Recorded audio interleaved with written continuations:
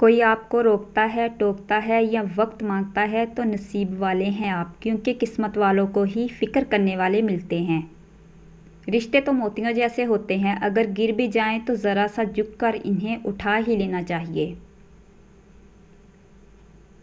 कुछ अरसे के लिए राब्ते में पहल करना छोड़ दीजिए, आपको मालूम हो जाएगा कि आप कितने मुर्दा पौधों को पानी दे रहे हैं। अपने खिलाफ बातें सुनकर हौसला ना हारो, शोर खिलाड़ी नहीं तमाशाई किया करते हैं।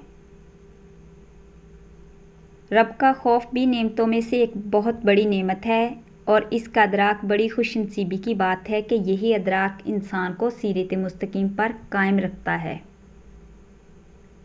ज़िंदगी को कीमती बनाने के लिए एक हुनर ज़रूर आना चाहिए और वो ये है कि कौन सी बातों को अहमियत देनी है और कौन सी बातों को अहमियत नहीं देनी।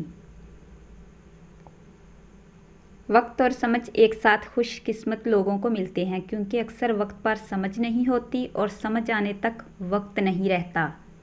अजीब रिश्ता रहा कुछ इस तरह अपनों से, न नफ़रतों की वजह मिली न मोहब्बतों का सिला।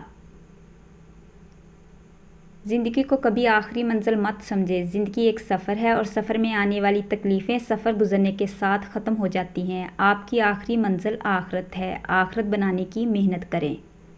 ज़िंदगी हमेशा कुछ नया दिखाएगी, कभी हंसाएगी कभी रुलाएगी, इस पर मत भरोसा रखना। ये ज़िंदगी है, न जाने किस मोड़ पर अकेले छोड़ जाएगी।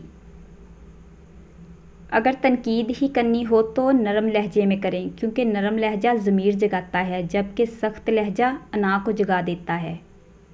रसूलुल्लाह सल्लल्लाहु अलैहि वसल्लम ने इरशाद फरमाया, हर चीज़ तकदीर से है, यहाँ तक कि आजिज़ होना और होशियार होना भी तकदीर में है। सीधे रास्ते और सीधे लोग अक्सर लोगों को पसंद नहीं आते। कुछ सवालों के जवाबात सिर्फ वक्त देता है और जो जवाब वक्त देता वो लाजवाब होता है। अल्फाज तो सभी समझ लेते हैं, मगर दिल को चाह उस एक की होती है जो खामोशियाँ समझ सके। किसी का इतना दिल मत दुखाओ कि वो अल्लाह के सामने तुम्हारा नाम लेकर रो पड़े, क्योंकि टूटे हुए दिल की आह अर्श तक जाती है।